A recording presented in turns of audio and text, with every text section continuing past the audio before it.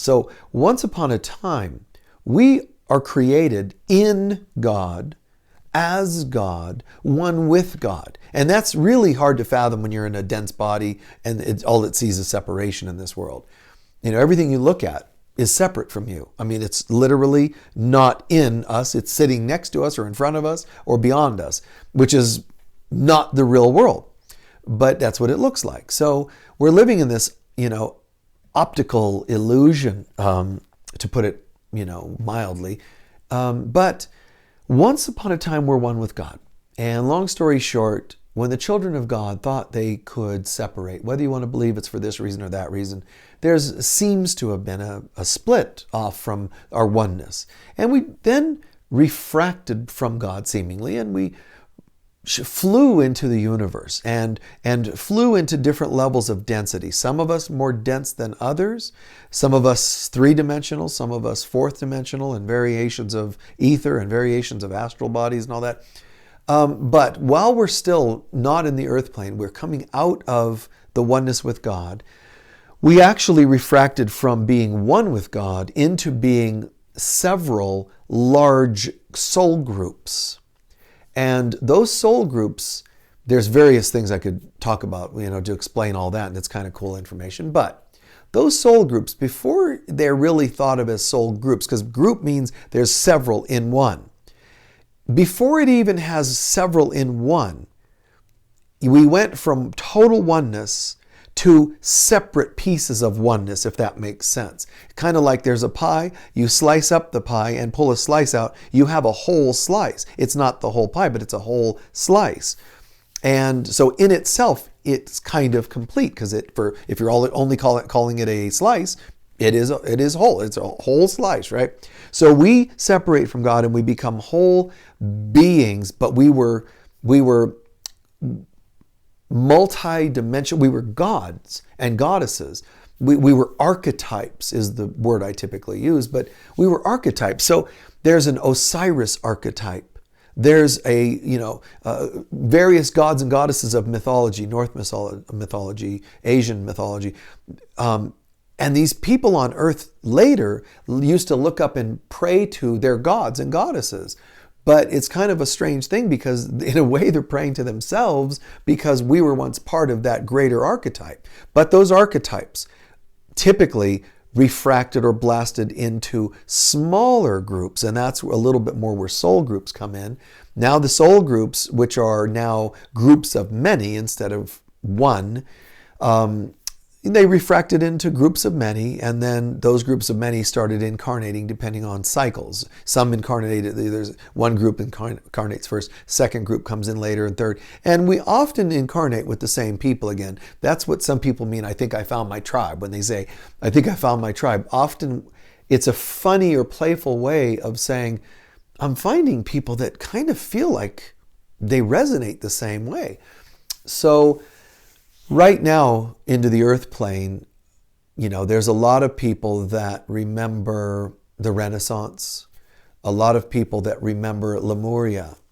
If you would have looked back maybe 20 years ago, you would have seen a lot of people more relating to Atlantean times and consciousness. A lot of people born in, 70s, 80s, let's say, were very Atlantean.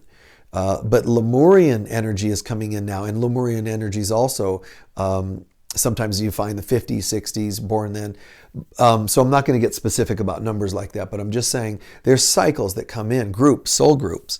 And the people like for myself, let's say, if a person sits here and watches a video of mine and finds themselves going, oh, this isn't heady enough. I want intellectual jargon. I want everything to be math and geometry and science. And I want facts and proof and evidence. Well, I definitely would not be of much interest to them. That type of person's going to be maybe a little more Atlantean. Now, I'm not saying that the rest of us haven't had Atlantean incarnations, but we're not maybe identifying with it because maybe you had one. if you mostly have lived in ancient times in a continent called Lemuria, which goes back, oh my gosh, tens of thousands of years ago, hundreds of thousands of years ago, and even more. Lemuria is very old. Atlanteans more, from a couple 100,000 years ago to 10,000 BC. So it's not as old. They overlapped a bit, but it's not as old. And I just realized this may be sounding quite bizarre to some people watching. So sorry about that, but that's just what's happening. Consider this a dream. If you want to watch it, then later on when you're done, you'll just say, God, I just had the weirdest dream that I was seeing Atlanteans and Lemurians. It'll just be kind of a bizarre experience. I think of it as a flashback for some of you. Anyway, so that's kind of how it is. And so we relate. So some of us are like, oh, you too, you love green foliage and lushness and life and beauty and butterflies and all that kind of, the purple colors, the green colors, probably very Lemurian. If you're feeling, sometimes some of us are very, very, very empathic, very hypersensitive, for lack of a better word. And that hypersensitivity can sometimes be post-trauma from this life or another. But the hypersensitivity, there are people who get so easily triggered by any kind of a loud door, boom, they get startled.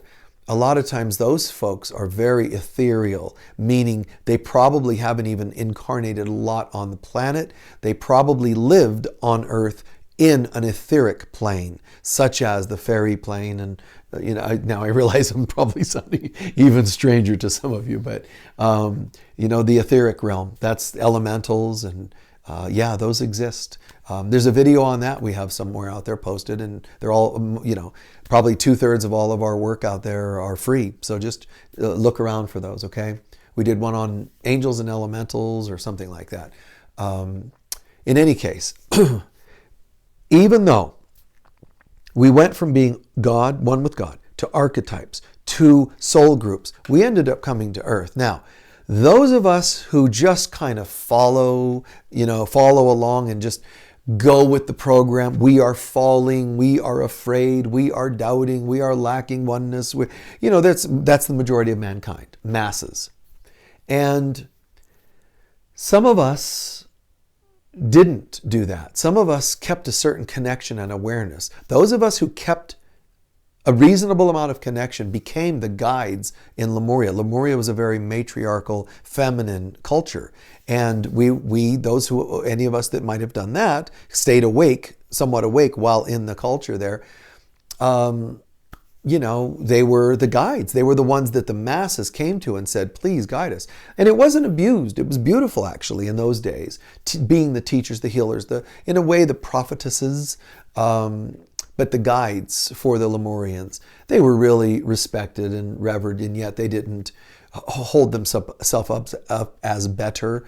They took it as, I'm a bridge, I'm like a midwife, and you've come into the earth plane. My job is to let you know what's happened, why you feel so off in the earth plane, and to maybe give you hints on how to remember God, remember who you are, and to get home.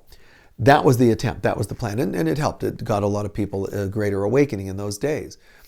And however, there's also, even in the Atlantean culture, guides, and they became more masculine, like priests and high priests, and it became a more masculine civilization, more aggressive. But those who still worked for the light, man, they still had temples, healing temples, sacred temples, meditative temples to bring people really home. When you see today's version of, let's say, spas, yoga classes, yoga conferences, herbal conferences, gatherings outside. You see all these things that go on, spiritual gatherings, drumming and all that.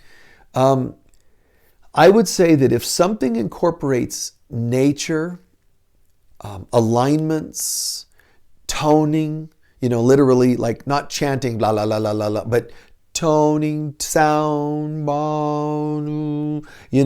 syllables and sounds and flutes and crystal bowls and those kinds of beautiful things. Those are very Lemurian. If you identify with those, that might be validating something about Lemuria for you.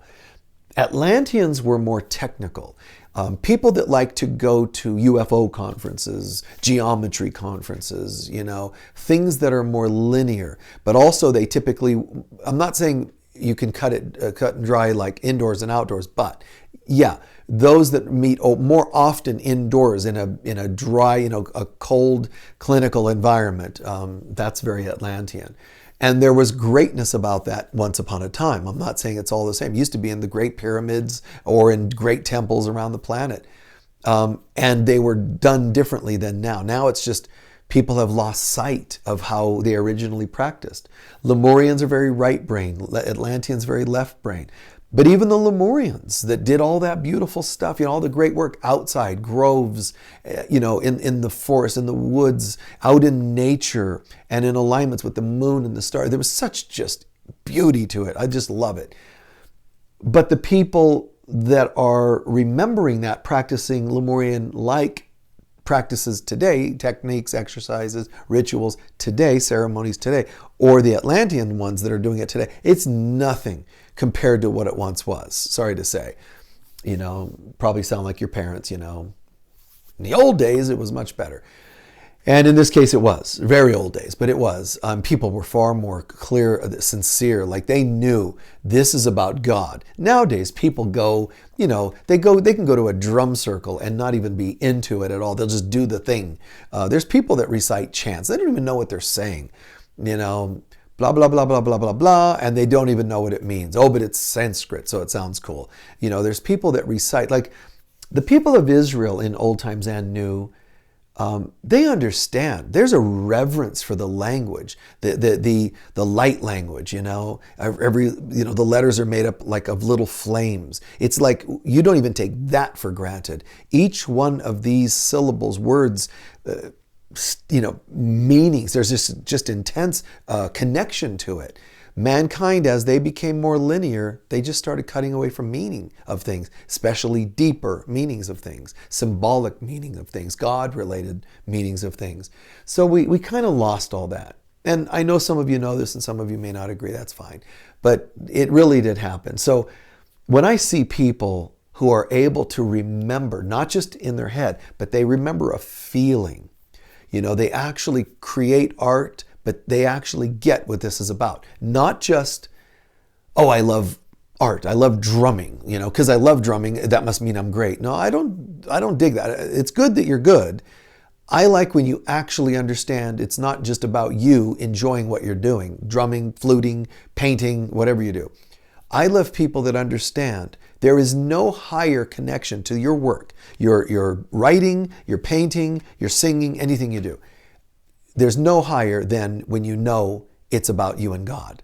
When you sing and chant and praises to God, when you sing songs of mourning and the loss, but knowing that it's about disconnecting and the sadness and the fears. When it's soul, that's what the word soul music actually originally meant. Music that comes from the soul. It wasn't meant for a race. It wasn't meant for a time or a culture or this or that. It meant music of the soul. And some of that music was praise and some of it was pain. But it was real, supposed to be real all the time. And even that music, in a sense, degrades to people making just pop music out of it for cash, So we so quickly and easily learn to just migrate from God, move away from God and meaning, deeper meanings in life. So part of my point is leading to this. You and I are gods and goddesses. Spirit beings, so that we don't accidentally say male, female, God, goddess. If you want to say, spirit beings, then it's androgynous, which is true. The Bible tells us, God said, let's create man in our image. And then it says, and God created man in its image, male and female, God created them.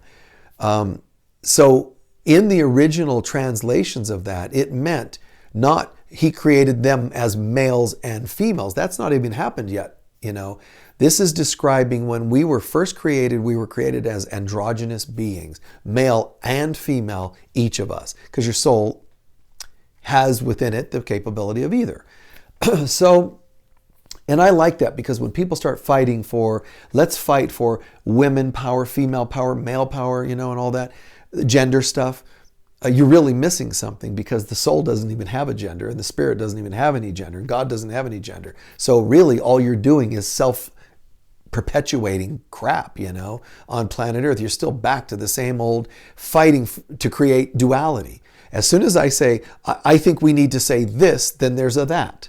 And I'm creating duality, which means my ego's in charge. Even if I sound like I know what I'm saying and I sound like I'm fighting for a good cause, as soon as I say, let's fight for the good guys, bad guys, I'm creating duality, and I cannot be in God and create duality. It's impossible. God is not about duality. I'm not saying that you never notice, that you respectfully, let's say you're at some theater and there's a men and women bathroom, you don't go in the opposite one and saying, well, what's the difference? We're all the same. You might get arrested and all that. You respect the illusion. It's not about that. It's about recognizing that I'm not going to see anybody as limited to something just because they have a certain gender. Our ability, as we learn to remember that we're part of God, is that we are all things. But as that happens, we're going to get back to remembering that we are gods and goddesses. So I'm going to be a little more emphatic for a second here.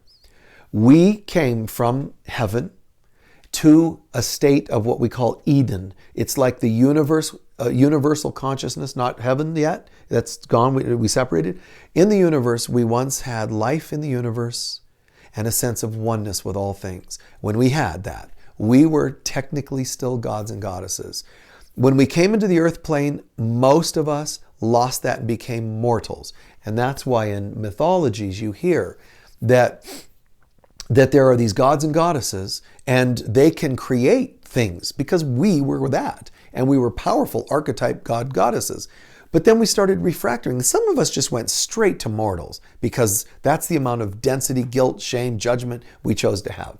But others remained a bit more connected and in touch with the archetypes. But then even when we broke down further, we still remained gods and goddesses. So the whole gods of Olympus to the Greeks, the Norse gods that lived in their sacred space, their sacred place, the beings of immortals of Japan, the beings that considered gods and goddesses in Shambhala, all these different places, Valhalla and here and there. It's all telling us that there's this higher consciousness, but that is not to be confused with the absolute one with God consciousness. It's just our higher consciousness that we once had. Again, many of us didn't even bother having it. We just went straight to, the pits, and just mortal consciousness. You may very well have once been in touch with being part of that God-goddess consciousness. Maybe not. Maybe you came to mortal. It doesn't matter. What matters isn't what you did coming in. What matters is what you're doing to get out. So on our way out, I'm going to be emphatic about this. On our way out, you will not ever, nobody will get just from mortal to divinity, complete divinity. It will not happen. It cannot happen. You have to wake up within here, this being. I have to wake up to my own personal levels of mastery, Christ consciousness, God, goddess consciousness, before I completely surrender to oneness with God. That's why the Bible in Revelation describes a period of, the Christians call it, the millennium, the new millennium, because they're saying after people go through mortal living and a death of the human consciousness, they tend to transcend into some new level, but they're calling it the new millennium because, and of course in Miracles concurs with this, because it's saying after that you'll go into a period of time where you're in your right-mindedness or higher self. You're in a form of reality instead of illusion. But you're not yet one with God. So I've always said there's, in a sense, three kingdoms or three places, states of mind: heaven, Eden, and earth. So as earth beings, mortals, we are going to become immortals. How? Well, you spend $1,000 on some herbal concoction, drink it, and they promise you're now immortal. None of that's going to happen. It's not going to work, guys. The only way is through love. That's the thing that restores us to God, because God is love. So practicing forgiveness is a practice of love. Practicing love and forgiveness, therefore, awakens us to the next realm, which is Eden-like life. It's a life of abundance. It's a life of peace and joy where you're immune to life stuff. And it doesn't mean you don't die, because you might still die, because while we're still a little bit third dimensional, which we are right now, we are transcending into fourth and fifth dimensional beings. We're in the middle of that. We're in the process of that. You may not feel like it, but I can give you all kinds of examples of symptoms of it. And you'll go, oh my God, is that why that's happening? You know, it's true. Time's shortening, time's running faster, and so on. People's abilities to experience actual death in a more sublime state instead of the old dramatic, traumatic kinds of ways. These are just a quick. There's several I could give you, and then you would all really go, yeah, that's totally it. You're getting it. But just trust for now. We're totally moving, and I think some of you watching can really confirm that in your own way. Yes, totally, and that helps other people watching to say, really, so it's not just this guy, blurting this. Other people do understand that we are in the middle of this transition into a higher, some people used to call them root races, shifting into the next root race. Other people have other terms for it, but we are moving into, the indigo or whatever. We're moving into a new higher race of humanity. And it will be the last phase of races, so to speak, major ones, major switches. We had Lemurian, we had Atlantean, the one we're in now, and the one we're moving into. And that by many respects, many regards, according to Edgar Casey and others, Madame Blavatsky and other people in history, they kind of concur that we're moving into a final sub-race, let's call it, or whatever, okay? So gods and goddesses, here's where I want to go with that. You might go, wow, let's talk more about Lemuria, or let's talk more about gods and goddesses. I think it's great. People wear goddess gowns. They love going to conferences and wearing goddess gowns. I love all this stuff. I love the purples and the greens and the blues. I love all the sparkly stuff. I do. I know the perspective. It's all an illusion, but it's the happy dream. So, there's all these cool things and memories and feelings and groves and chanting and meditations and all these cool things, miracles that we see when we're in the right state of mind.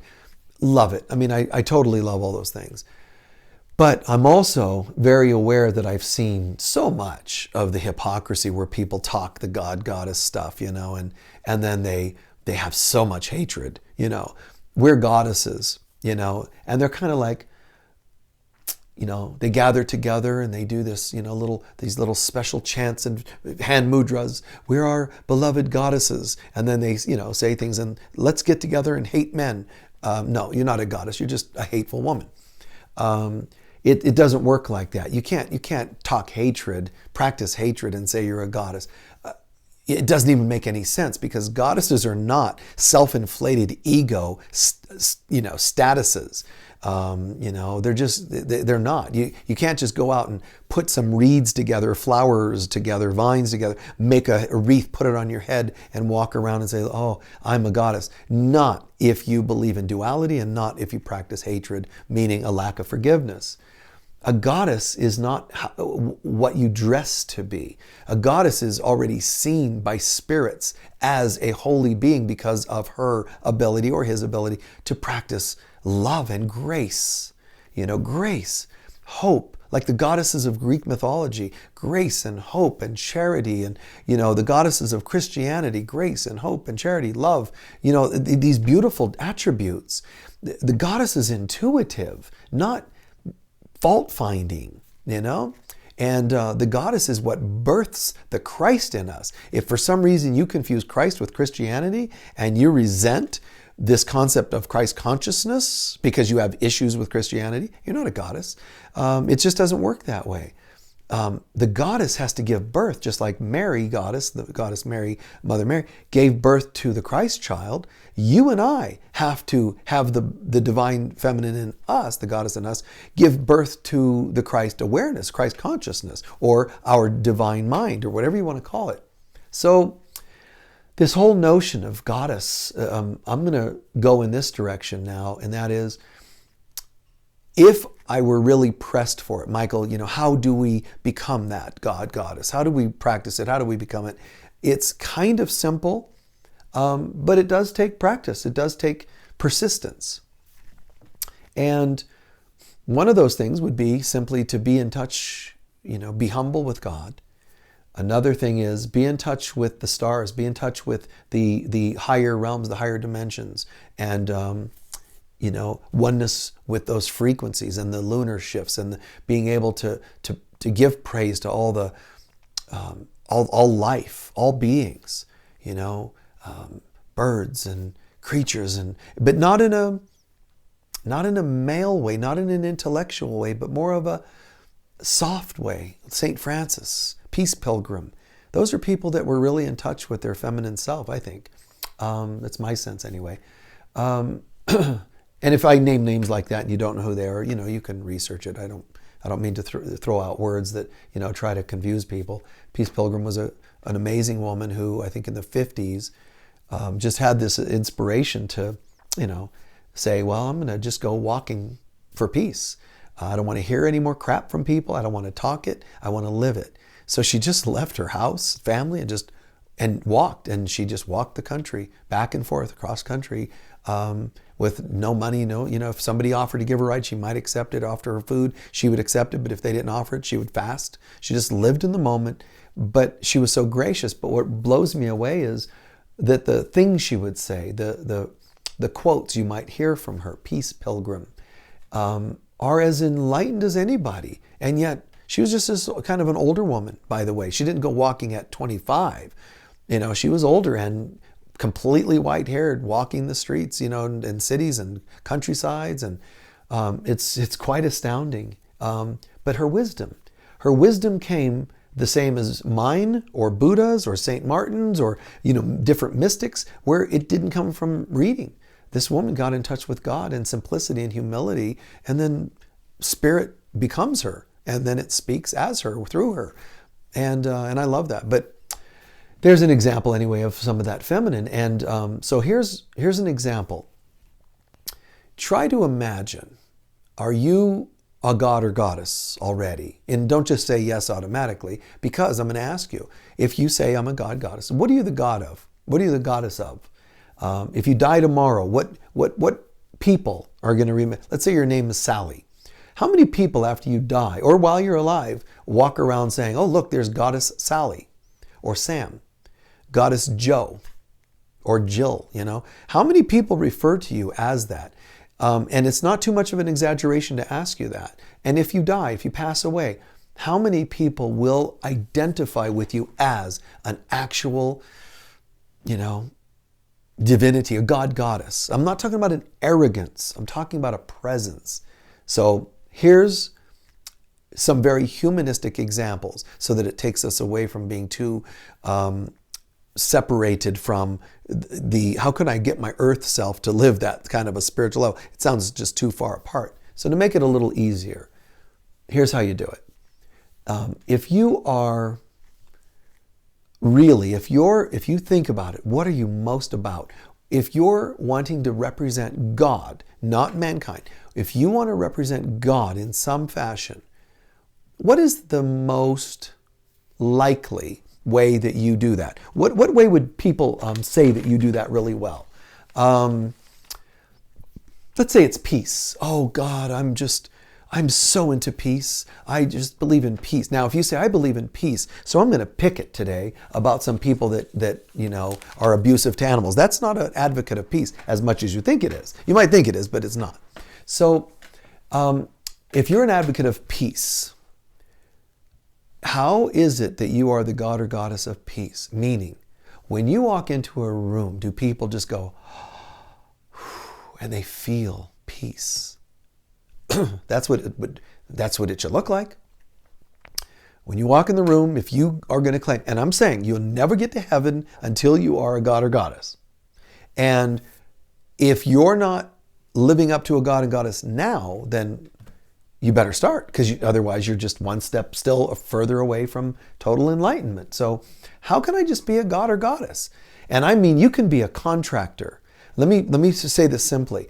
Before you become a goddess, goddess, you really need to become a master, a living master on earth. Not a master as in you wear a turban and flowers at your feet all the time and you speak with certain, dialect or whatever, a language or whatever. I'm saying that humans first have to become masters. And you can be a master at contracting, like a builder contractor. You can be a master at floral arrangements, landscape design, teaching, writing, whatever.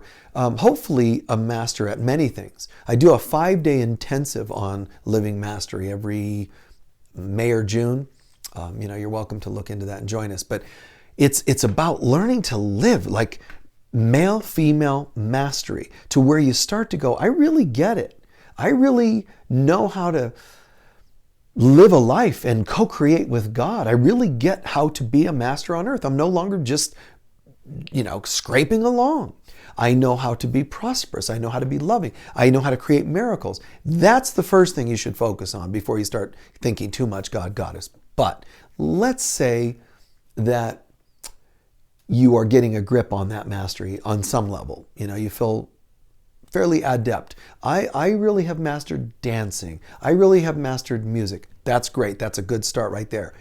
Now that you've mastered it, second thing would be, how do I take my mastery skills at one area or two areas and spread them throughout my life? That's your next step. Once you start getting that done fairly well, fairly adept at that broadness, you then are already awakening the God Goddess. So there you go. And when you do, you should be known as the God Goddess of something. You can be, people think of me as a master, the landscape design, and then what does it look like? Different from master design, landscape design, to, let's say, God Goddess. Well, chances are they'll see that I don't go and do beautiful nature designs at their homes, but I live in a hospital. Everything's stainless steel and clinical and smells like alcohol, rubbing alcohol. There should be something, about it, where you're connected to it. So they should feel, if you say, and all of us, I'm asking you, if you are already developing a little of the God Goddess, let's say, just for a sec, what category, guys? Like, for example, I'm the God Goddess of happiness. What do you think that looks like? Probably levity, playfulness. I probably smile a lot. I probably lift people, right? Happiness. I probably have a childlike vibe to me. Peace. It's kind of like an inner peace. Remember the movie Being There with Peter Sellers and Shirley MacLaine. He had this bliss. He just walks around, but he was a gardener, and people thought that was his last name, but that's because they misinterpreted, because they couldn't understand. If a guy's talking like this, there's only one way we can have him answer questions. So they made his answers fit into their brains, their thinking processes. So they give him that name instead of hearing that he's saying, I'm just a gardener, but he's kind of blissed out. So it's quite beautiful, but he was innocent. You could say he was the God of innocence. You could say the God of childlike innocence. You could even say bliss to some degree, So there's an example of a guy. He was just a guy. He was just a gardener, but you could feel a vibe from him. Everybody got the same vibe. This guy is like a very simple, innocent person. So that kind of fits there. There are people who live, think, breathe poetry, and I'm especially deep poetry. And it's amazing because, they send you a birthday card, they handwrite it and make a poem out of it. I'm not saying that you have to do it that way. I'm saying it's like you can't not be that. It's just who you are. I'm a teacher, I'm a healer, I'm whatever I am that you guys think I am. And that's just what I am. I'm not and also something that's completely disconnected from that. This is kind of who I am. This isn't what I do, it's who I am. So think about not what you do. Can you allow your doings to become your beings? And if so, in what category?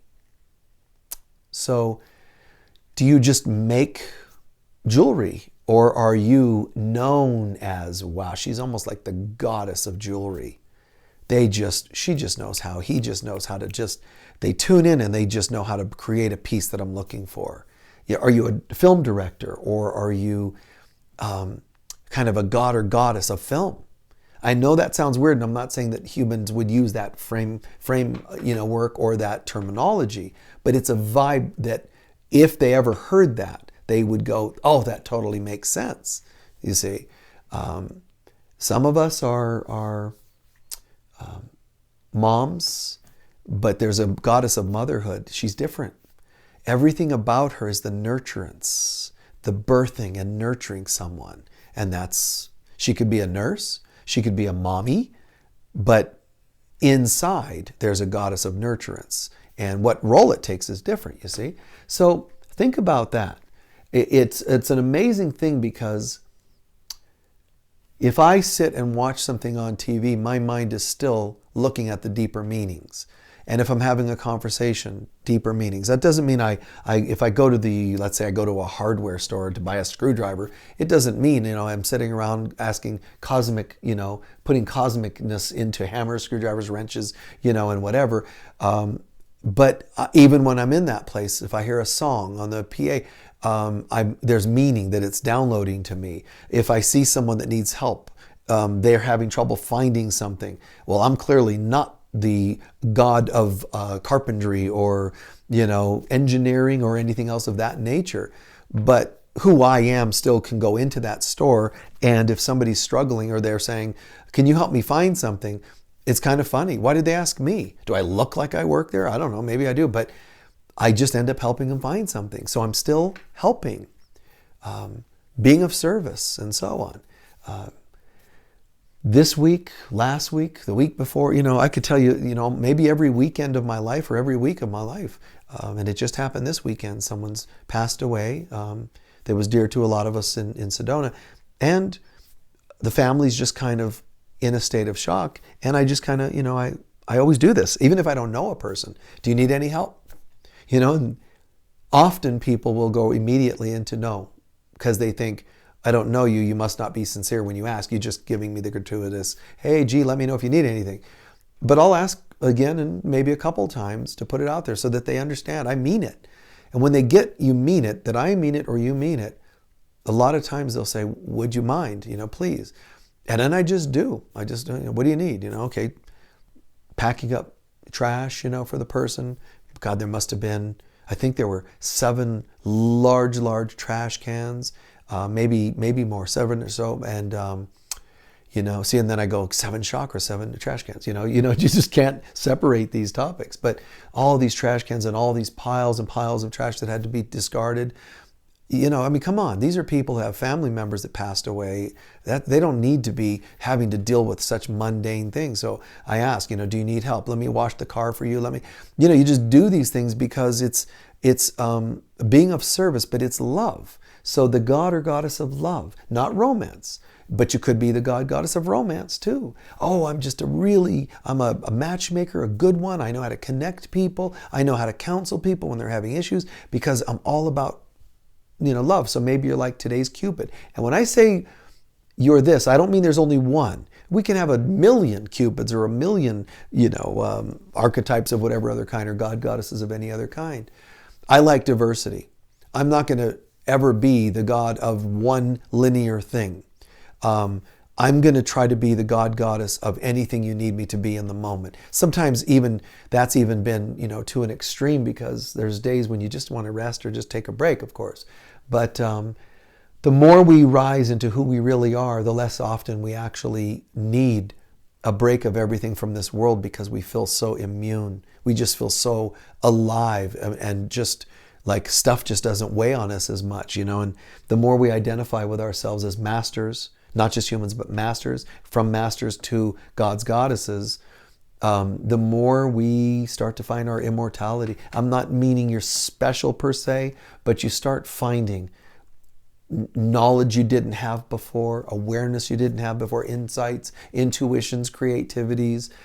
And I didn't have anybody explaining that to me, so I hope explaining this to you might be helpful. I didn't have people explaining this to me. I just know that when I was a kid, I wasn't doing art. But in a couple of circumstances, I was just pressed to it like, hey, we're doing this thing, Michael, why don't you try this? See if you can do this, because we're having trouble doing it. Can you draw this or whatever? And I just sit down and they're like, how did you do that? I don't think it's like, oh, well, it's because my, Venus is conjunct this. And I don't say it's because of this or heredity. I don't buy into any of that. Yes, some of those things have a place on this planet. What I'm saying is, all we have to do is start believing we can do anything and then just do it. That's the biggest way, the best way, the most efficient and effective way to cure limitations. Just believe you can. Think like a wealthy person and you become wealthier. Think like a loving person, you become more loving. Think like a forgiving person. Act like it. And that's part of what I've been saying here. Act like a god goddess. I'm not saying name yourself, this is Goddess Michael, coming to you all out there, in mortal land. It's sort of an exercise for us to stop and be able to say, I really want to be more like that, then be it. But if you're going to say you're going to be it, live up to it. If you're the God of peace, I remember this very popular person on the circuits, talking peace, peace, peace, peace, peace, all the time, and telling people they were all about peace and so on. And I never knew any person, speaker, author, whatever, on the circuits that caused more conflict. They annoyed everybody. They were absolutely constantly a shyster and trying to start new scams of things that bring people in for the latest way to make money off them. And it was such a joke, but I never said anything, overt about it. It just wasn't my thing. So I really chose not to work with the person anymore. But, that's not the god or goddess of peace. Think about it. If you're going to, say, oh, I'm into New Age and we're all gods and goddesses, don't even start and don't get me started, because I'll shoot it all down pretty quickly. If you're not living it, don't say it, because you'll create bad karma. If you say, I'm just a goddess, we're all goddesses, you say that and don't live up to it, your conscience, your soul knows that, and it's going to create a bad karma for you to stop saying things that are not in alignment. As many of you know that concept nowadays, right? So, just live it. Just live it. I like to live it inside and out as best I can. I'm not saying I'm perfect about these things, but for me, it's fairly consistent. The colors that I like, the vibes, the kinds of people I like to hang out with, the conversations I like to have. I just dig it. It's just pretty consistent. Some music, most music I would listen to has to be somewhat consistent with love, with God in some way. It could be strong, intense beat, or it could be really soft, new agey music, but the love is always there. You may not see it because it may not be your style of music, but I'm always looking for the love. Fear, hate, and all that doesn't do much for me. And I saw, in recently, there's those moments of shock where there's all this love going on at a spiritual center, in a drum circle or whatever. And even when I'm, helping people who are dealing with transitions in their life, it's amazing to see how the ego will flare up in someone who wants to be entitled. They want to take something, they want to get something, they want attention on them instead of the person who passed away, or they want the attention on them and their amazing qualities instead of people reminiscing on the qualities of the person who passed away. I know that sounds absurd, but I swear it's the weirdest thing. Families, the way they'll bicker when they're dealing with last will and testaments, wanting everything instead of like, okay, let's be the god goddess of win-win scenarios. The goddess of win-win scenarios. My God, isn't that cool? That means you're going to bring win-win situations to your counseling practice, your healing practice, your parenting. I mean, it's just so cool. But it's who you are. And if it's who you are, be that thing. If it's not, pick another title. But whatever one you pick, be that thing. And so watching these people flare up, one of the sad things is I sit and I was watching this recently thinking, well, the people that this person was flaring up at about, just bitching about whatever, they wanted from their ego. I'm going, why don't those ladies that are being yelled at, why don't they say no? Why don't they say that's enough? And it's an amazing thing because people think spirituality means being stepped on, and it absolutely isn't. A quote that I've used many times in my talks, Edgar Cayce, being a spiritual person does not mean being a doormat. I mean, that's just summarizing it right in a three-dimensional kind of framework. It doesn't mean being a doormat. So enough is enough. So you say no. So as I'm going to start drawing to a close, I want to say this, that a lot of the people, excuse me a sec, but a lot of the people on the spiritual path, a good majority of the real spiritual people are female. But whether it's males or females, do not get into this delusion that, being ultra passive is what spiritual is. That's such a lie. It's not true at all. It's being centered that's spiritual. You don't stomp on people, nor do you get stomped on. You have a center. That's spiritual. But as I'm closing, I want to say this, that, people have sent in notes. That's why I said, excuse me a second to pick this up. But people have sent in questions like, about relationships.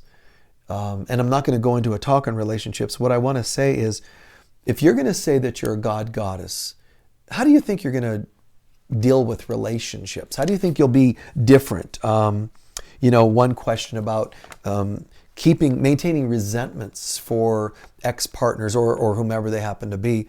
But, really, I mean, if you're going to be a god goddess, you don't really carry those things. You don't let those people control you, nor do you hold resentments, because then they're still controlling you. You just learn to be kind of interdependent. Love comes first. Love and self-worth. Great mantra. Love and self-worth. Gods and goddesses hold that vibe. They hold that vibe of love and self-worth. Cupid can't be the god of war, and Mars cannot be the god or goddess of love. Mars can't be the goddess of nature. And I'm not saying that goddess or gods are limited to one particular theme, but I am saying that start with a theme, living towards who you really are. So don't call yourself god, goddess if you're still rude all the time. We all slip, but then you're just the god, goddess of rudeness, and you're probably going to be equated with the god, goddess of hell, one of those quote unquote bad guys, right? That tend to be a test for people.